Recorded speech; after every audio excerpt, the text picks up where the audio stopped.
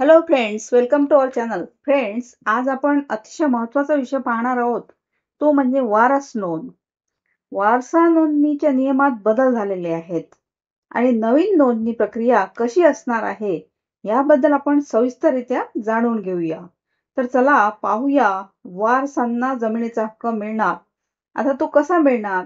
तर महाराष्ट्र सरकारने शेतकऱ्यांच्या वारसांना त्यांच्या हक्काच्या जमिनीची नोंद सातबारा उताऱ्यावर करण्यासाठी विशेष मोहीम सुरू केली आहे आणि महसूल विभागाने ही प्रक्रिया जलद पूर्ण करण्यासाठी नियोजन आखले आहे.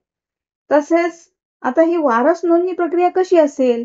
तर गावातील तलाठी मृत खातेदारांची यादी तयार करतील आणि वारसांना तलाठ्याकडे कागदपत्रे सादर करावी लागतील, जसे की अधिकृत मृत्यू प्रमाणपत्र मीन्स डेथ सर्टिफिकेट, वारसांचे जन्मतारीख दर्शवणारे दस्तऐवज मीन्स डॉक्युमेंट आणि आधार कार्डाची सत्यप्रत.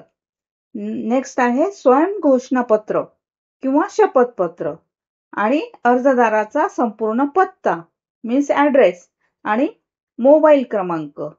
तसेच तलाठ्याकडून चौकशी पूर्ण झाल्यानंतर मंडळाधिकाऱ्याकडून वारस नोंदणी प्रस्ताव मंजूर केला जाईल.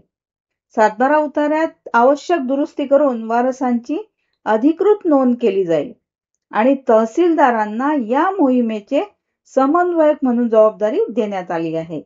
अर्ज फक्त ई हक्क प्रणालीद्वारे स्वीकारले जातील.